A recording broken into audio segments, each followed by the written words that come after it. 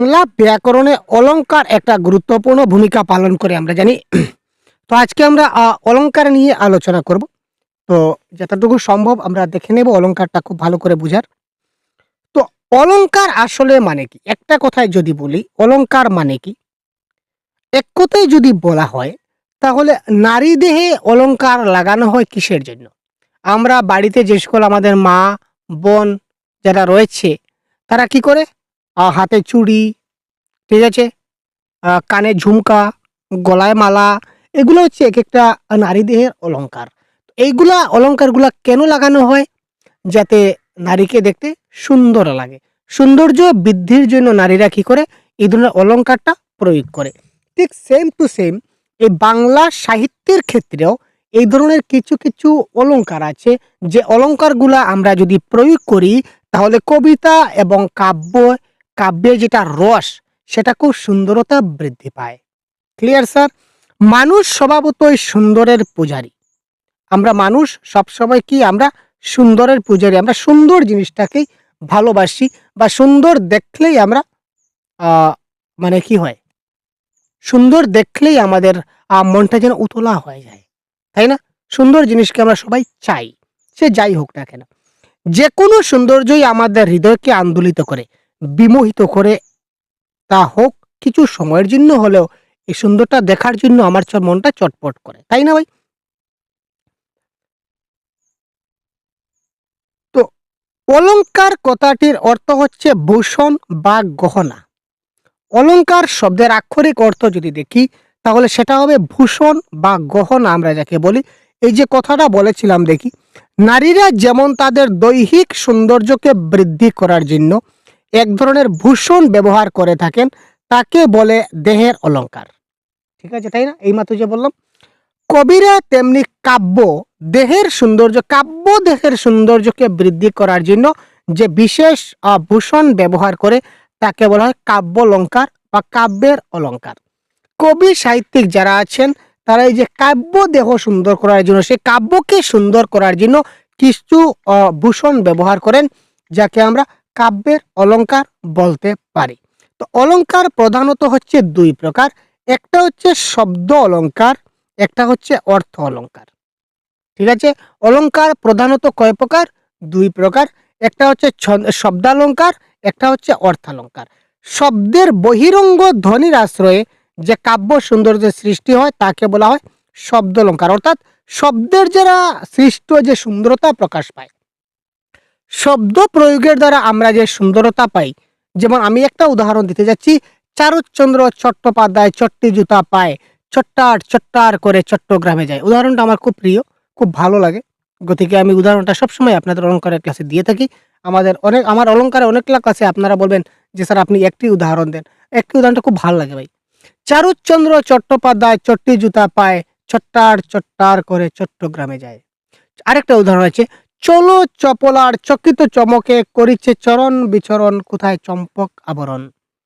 গুরু গুরু মেঘ গুমরি গুমরি গরজে গগনে গগনে গরজে গগনে। রবীন্দ্রনাথের একটি উক্তি, একটি কবিতা, একটি কাব্যের একটা লাইন। এই যে গুরু গুরু মেঘ গুমরি গুমরি গরজে গগনে গগনে গরজে গরজে। তো এই যে বললাম, চারু চপলার চকিত চমকে করিছে চলো চপলার চকিত চমকে করিছে চরণ বিচরণ কোথা চম্পক আবরণ। এখানে দেখুন এই যে চ, একটা ব্যঞ্জন ধ্বনি যার নাম হচ্ছে চ। এই চ দ্বারা যে সকল শব্দ আমি উচ্চারণ করলাম, এই চ দ্বারা শব্দগুলা উচ্চারণ করার ফলে এই লাইনটা শুনতে অনেক সুন্দর লেগেছে। শব্দ শব্দ বলার জন্য সুন্দর লেগেছে তো, তাই এটা হচ্ছে শব্দালঙ্কার। এটা হচ্ছে শব্দালঙ্কারের একটা পার্ট। এটা হচ্ছে একটা অনুপ্রাস অলঙ্কার। ঠিক আছে, বুঝা গেল? এই শব্দের দ্বারা যে সৌন্দর্য সৃষ্টি হয় এটাকে বলে শব্দালঙ্কার। আর অর্থের আশ্রয়ে যে কাব্যের সৌন্দর্য সৃষ্টি, অর্থ দ্বারা, শব্দ দ্বারা যে অলঙ্কার সৃষ্টি হয় সেটা শব্দালঙ্কার। আর অর্থ দ্বারা যে কাব্য সৃষ্টি হয় তাকে আমরা বলি অর্থালঙ্কার। Very simply. তো শব্দালঙ্কার মানে কি? শব্দের ধ্বনি রূপকে আশ্রয় করে যে অলঙ্কারের সৃষ্টি হয় তাকে বলা হয় শব্দালঙ্কার। আর শব্দকে ঘিরে এই অলঙ্কারের সৃষ্টি হয়। এর মূল সৌন্দর্যকে ফুটে ওঠে শব্দের ধ্বনি রূপে। শব্দের ধ্বনি রূপে এটা মূল ফুটে ওঠে। তো শব্দ অলঙ্কারের 5টা ভাগ আছে। আগে বলেছিলাম অলঙ্কার মূলত কয় প্রকার? অলঙ্কার হচ্ছে প্রধানত 2 প্রকার। একটা হচ্ছে শব্দালঙ্কার, একটা হচ্ছে অর্থালঙ্কার। তো শব্দ অলঙ্কারের আবার 5টা ভাগ আছে। কি, কি? অর্থাৎ 5 প্রকার আমরা বলতে পারি। অনুপ্রাস, যমক, শ্লেষ, বক্রোক্তি এবং পুনরুক্ত বদভাস। তো আজকে আমরা এই শব্দ অলঙ্কারের যে 5টা প্রকার থেকে আমাদের পরীক্ষায় প্রায় সময় প্রশ্ন আসতে দেখা যায়। তো আমরা চেষ্টা করব যতটুকু সম্ভব আপনাদেরকে আজকে এই ক্লাসে দেখিয়ে দেওয়ার। আমি ডাইরেক্ট ১ম এ একটা উদাহরণে যাই।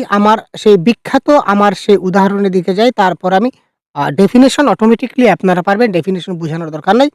এই যে বললাম, চারুচন্দ্র চট্টোপাধ্যায় চট্টি জুতা পায়, চট্টার চট্টার করে চট্টগ্রামে যায়।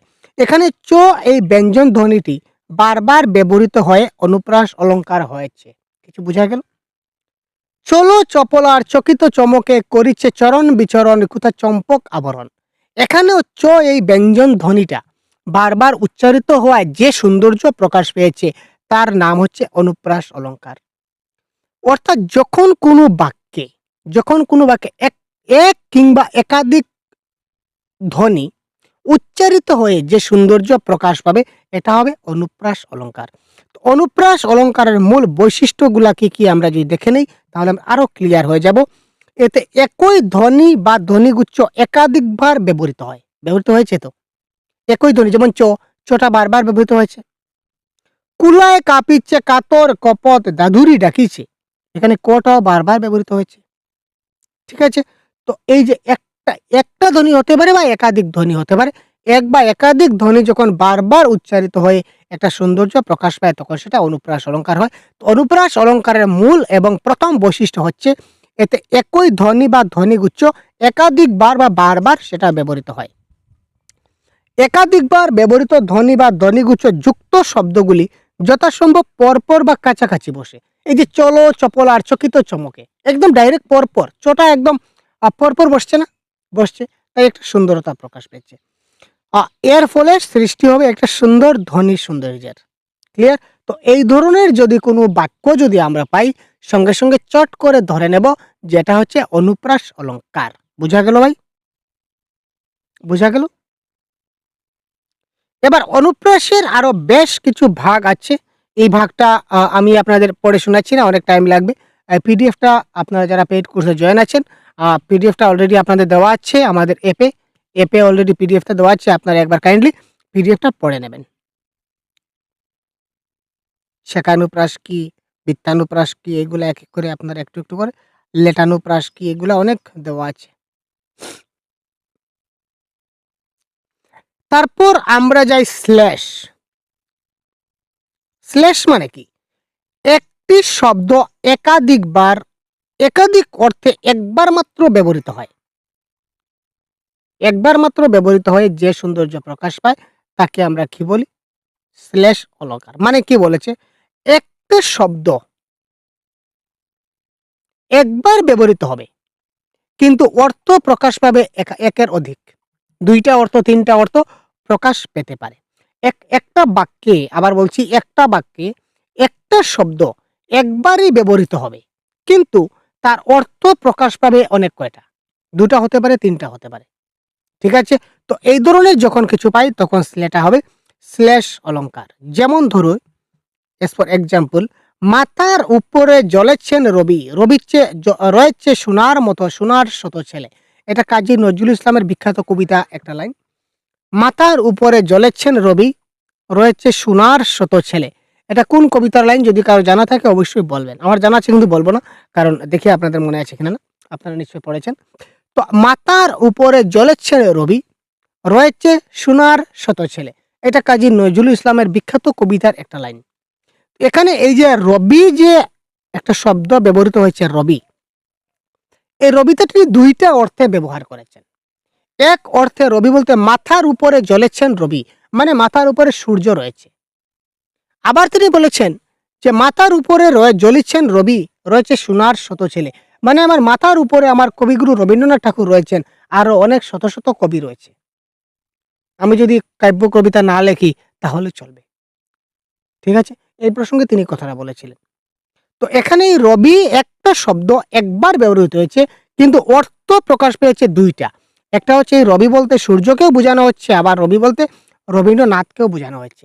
এই ধরনের যদি কোনো বাক্যে একটি শব্দ একবার ব্যবহৃত হয় কিন্তু অর্থ একাধিক অর্থ প্রকাশ পায়, তখন সেটাকে আমরা বলতে পারি এটা হচ্ছে কি আমাদের শ্লেষ অলংকার। এই ধরনের অনেক উদাহরণ আছে।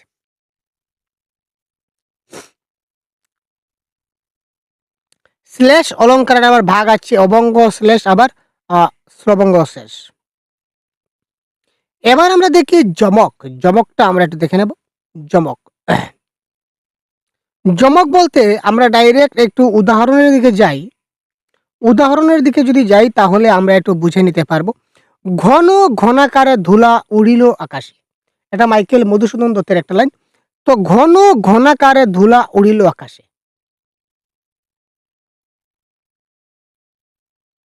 ঠিক আছে। বা ভারত ভারত খ্যাত আপনার গুণে, ঠিক আছে। ভারত ভারত খ্যাত এখানে দুইটা ভারত ব্যবহৃত হয়েছে, অর্থাৎ দুইটা শব্দ একটি বাক্যে দুইটা শব্দ দুইটা অর্থে ব্যবহার হবে। আগে শ্লেষটা কি ছিল ডিফারেন্সটা বুঝবেন। শ্লেষ অলংকারে কি ছিল, একটা শব্দ দুইটা অর্থে ব্যবহার হবে। আর এখানে না, একটা শব্দ দুইবার বসবে আর দুইটা অর্থ প্রকাশ পাবে। যেমন এখানে ভারত ভারত খ্যাত আপনার গুণে, এখানে ভারত বলতে একটা ভারত বলতে এখানে ভারতবর্ষকে বোঝানো হয়েছে। আর আরেকটা ভারত বলতে কবি ভারতচন্দ্র রায়গুণাকরকে বোঝানো হয়েছে, যে কবি ভারতচন্দ্র ভারতবর্ষে বিখ্যাত তার নিজের গুণে। এই কথার অর্থই হচ্ছে যে কবি ভারতচন্দ্র রায়গুণাকর ভারতবর্ষে বিখ্যাত তার নিজের গুণে। তো এক ভারত শব্দের অর্থ হচ্ছে ভারত, কবি ভারতচন্দ্র রায়গুণাকর। আর আরেকটা ভারত শব্দের অর্থ হচ্ছে কি ভারতবর্ষ। তো এই একই শব্দ একটাই ভারত, এটা দুইবার ব্যবহৃত হয়েছে এবং দুইটা অর্থ প্রকাশ পেয়েছে, সুতরাং সেটা হচ্ছে আমাদের কি যমক অলংকার। এবার যমক হচ্ছে জেনারেলি যমক আমরা তিন প্রকার, এখানে চার প্রকার দেখছি। আচ্ছা দেখি, একটা হচ্ছে আদ্য যমক, মধ্য যমক, অন্ত যমক আর সর্বযমক। তো আদ্য যমক মানে যে যমকটা এই যে জোড়া শব্দগুলো একটা বাক্যের প্রথমে শুরু হয়, এটা হচ্ছে আদ্য, ঠিক আছে। যেমন এখানে দেখুন ঘন, এই দুইটা ঘন প্রথমে আছে, ঘন ঘনাকারে ধুলা উড়িল আকাশে, ঠিক আছে না। ভারত ভারত খ্যাত আপনার গুলি, যে ভারত ভারত এই দুইটা প্রথমে আছে, তার মানে এটা হচ্ছে আদ্য যমক। যদি মধ্যেখানে থাকে তাহলে সেটা মধ্য যমক হবে। যেমন কিভাবে, আহা রুজ রুজ কত রুজ ফুটে, আহা রুজ রুজ কত রুজ ফুটে, একটা উদাহরণ মধ্য যমকের একটা উদাহরণ আমরা দিই। আহা রুজ রুজ কত রুজ ফুটে, এখানে যে রুজ রুজ, এই প্রথম রুজ রুজ হচ্ছে প্রতিদিন, আর পরের রুজ হচ্ছে গোলাপ। আহা রুজ রুজ কত রুজ ফুটে, তো এখানে যে প্রথম যে আহা রুজ রুজ বললাম, এটা আহা প্রতিদিন, কত রুজ ফুটে, তো এই রুজ শব্দটা তো গোলাপ, আহা প্রতিদিন কত গোলাপ ফুটে। তো এখানে রুজটা মধ্যেখানে ব্যবহৃত হচ্ছে, রোজ রোজ, আবার রুজ, আহা রোজ রোজ কত রোজ ফুটে, তো এটাও রুজ এটাও রুজ। এটা শব্দের অর্থ হচ্ছে প্রতিদিন, আর এটা শব্দ হচ্ছে গোলাপ। তো এটা বাক্যের মধ্যেখানে ব্যবহৃত হয়েছে, সুতরাং সেটা হচ্ছে মধ্যযমক। নামজাদা লেখকেরও এই বাজারে কাটে, কাটে বেশি পোকায়, ঠিক আছে না। এই যে কাটে কাটে দুটা, কাটে মানে কি বেশি বিক্রি হয়। নামজাদা লেখকের বইও বাজারে কাটে মানে বাজারে বেশি বিক্রি হয়, আর কাটে বেশি পোকায় মানে পোকায় বইটাকে নষ্ট করে, ঠিক আছে। এখানে এই দুইটা দুই অর্থে ব্যবহৃত হয়েছে, তার মানে সেটা মধ্যেখানে কাটে কাটে হয়েছে, তার মানে এটা মধ্যযমক। অন্তযমক মানে যদি শেষে ব্যবহৃত হয়। দুহিতা আনিয়া যদি না হয়, যদি না দেহ, নিশ্চয় আমি তেজিব দেহ। দুহিতা আনিয়া যদি না দেহ, নিশ্চয় আমি তেজিব দেহ, এটা ঈশ্বরচন্দ্র গুপ্তের একটা লাইন। এখানে দেখুন দেহ এবং দেহ এই বাক্যের শেষে ব্যবহার হয়েছে, সুতরাং সেটা হচ্ছে অন্তযমক। যদি জোড়া শব্দ বাক্যের শেষে ব্যবহার হয় তখন সেটা হবে অন্তযমক। যেমন আরেকটা উদাহরণ যদি বলি, যত কাঁদে বাছা বলি সর সর, আমি অভাগিনী বলি সর সর। যত কাঁদে বাছা বলি সর সর, আমি অভাগিনী বলি সর সর। এখানে প্রথম বাক্য সর সর, আর পরের বাক্যেও স্বর স্বর, এই দুটাই কিন্তু বাক্যের একদম শেষে ছিল। সুতরাং সেটা হচ্ছে অন্তর্যমক। তো প্রথম বাক্যে স্বর স্বর শব্দের অর্থ কি? যত কাঁদে বাচ্চা বলি স্বর স্বর, অর্থাৎ ছোট্ট শিশু সবসময় শুধু দুধের স্বর খাওয়ার জন্য কান্নাকাটি করে। আমি অভাগিনী বলি স্বর স্বর। আমি অভাগিনী বলতে এখানে মায়ের কথা বলা হয়েছে, যে মা তার শিশুকে সবসময় এখান থেকে সরিয়ে যাওয়ার কথা বলেন। এই দেখুন, স্বর স্বর স্বর স্বর সেম শব্দ দুইবার ব্যবহৃত হয়েছে, দুইটা অর্থ প্রকাশ পেয়েছে। সুতরাং এটা হচ্ছে কি আমাদের অন্তর্যমক। তো অন্তর্যমকের এই উদাহরণটা কি দিয়েছে দেখি। দুহিতা আনিয়া যদি না দেও দেহ, দুহিতা আনিয়া যদি না দেহ, অর্থাৎ আমার মেয়েকে যদি আনিয়ে না দেও, এখানে দেহ শব্দের অর্থ হচ্ছে দেওয়া। যদি আমার মেয়েকে যদি তুমি আনিয়ে না দেও, নিশ্চয় আমি তেজিব দেহ, আমি কিন্তু আমার প্রাণ শেষ করব। এই দেহ মানে হচ্ছে শরীর, আমি আমার শরীরটাকে শেষ করব, অর্থাৎ আত্মহত্যা করব, আমি মারা যাব। আর এই দেহ মানে দেওয়া, যদি না দেও, আমার দুহিতাকে যদি আনিয়ে না দেও, তাহলে আমি আমার জীবন ত্যাগ করব। ক্লিয়ার? তো এই দুইটা দেহর দুইটা অর্থ ব্যবহার হয়েছে। তো এটা হচ্ছে এটা কাব্যের অলংকার। দেখলেন কাব্যের অলংকার কি ধরনের? এটা এটা এই যে দেহটা বাক্যের শেষে আছে, তার মানে সেটা অন্তর্যমক। তারপর সর্বযমক মানে কি? ওয়াও! যে যমক অলংকারের যমক শব্দগুলি চরণের সমগ্র চরণ জুড়ে থাকে। কান্তার আমোদপূর্ণ কান্ত সহকারে, কান্তার আমোদপূর্ণ কান্ত সহকারে, এখানে পুরোটাই কিন্তু সেম টু সেম, কিন্তু দুইটা লাইনের দুইটা অর্থ আছে। ক্লিয়ার? তো এই ধরনের যদি থাকে তাহলে সেটা হবে কি সর্বযমক।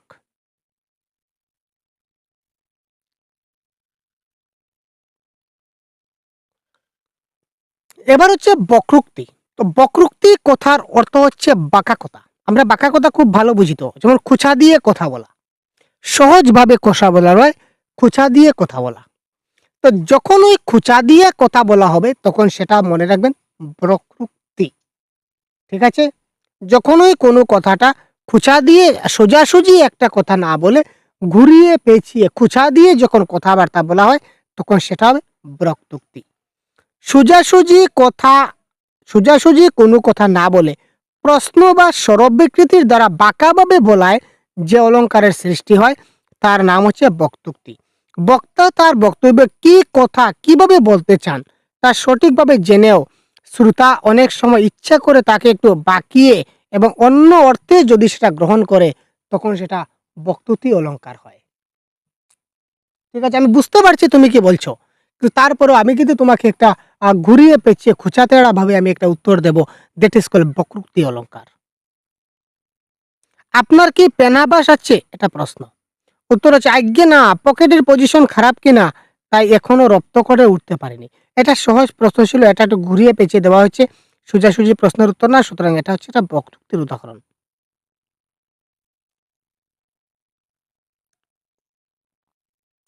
আরো কিছু উদাহরণ যদি দেখি, দেখি দে তো, এই কথাটার উত্তর দে দেখি। তোরা দক্ষিণের লোক, উত্তরের কি জানিস? তার মানে এখানে তিনি বলতে চাইছেন যে তোরা তো শুধু এক জিনিসই জানিস, অন্য জিনিস কি করে জানবি? আর সে উত্তর দিক দিয়ে পড়ে আছে। সে সে ভাবছে যে না আমাকে উত্তর দিকের কথা বলেছেন, কিন্তু আসলে সে উত্তর দিকের কথা বলেনি, সে তো ঘুরিয়ে পেঁচিয়ে বলেছে ভাই তুমি দক্ষিণের লোক, উত্তর দিয়ে কি করবে? উত্তরের কথা তুমি কি জানবে, তাই না? তো এটা হচ্ছে বক্তৃতা। যদি সহজভাবে কোনো কথা না বলে ঘুরিয়ে পেঁচিয়ে কোনো কথা বলা হয় তখন সেটা হবে কি বক্রোক্তি অলংকার, বক্রোক্তি।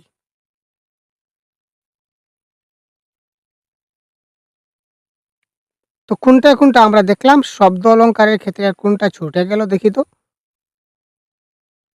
পুনরুক্ত বদভাস, আচ্ছা অনুপ্রাস দেখলাম, যমক দেখলাম, শ্লেষ দেখলাম, বক্তৃতা দেখলাম। তো পুনরুক্ত বদভাস এখানে দেওয়া হয়নি সম্ভবত। তো পরবর্তী ক্লাসে আমরা আজকে শব্দ অলংকারগুলি দেখলাম, তো পুনরুক্ত বদভাসটা রয়ে গেল। তো এইটার সহ আমরা অর্থ অলংকার কি কি রয়েছে এইগুলো আমরা পরবর্তী ক্লাসে আপনাদেরকে ডিসকাস করে দেব। ঠিক আছে, ক্লিয়ার? তো এই বিষয়ে যদি আপনাদের কোনো মতামত থেকে থাকে তো অবশ্যই আমাদেরকে জানাতে ভুলবেন না। ক্লাসটা ভালো লাগলে অবশ্যই লাইক এবং বন্ধুদেরকে একটা শেয়ার করতে ভুলবেন না। নতুন হলে চ্যানেলকে সাবস্ক্রাইব করবেন, এই ধরনের ক্লাস আপনারা সবসময় পেতে থাকবেন।